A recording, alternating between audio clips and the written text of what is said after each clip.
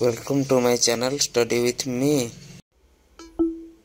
आसंतु देखिबा OSTT exam को नहीं पेपर रे कौन देइछि 19 रे ओएसटीटी परीक्षा आसंता जनवरी 19 तारिख रे ओडिशा माध्यमिक शिक्षा परिषद बोर्ड पक्षरु ओडिशा माध्यमिक विद्यालय शिक्षक योग्यता परीक्षा ओएसटीटी अनुष्ठित हेबो। राज्य रे 47,774 पिला को पई एग्जाम रो व्यवस्था करा जाइछि।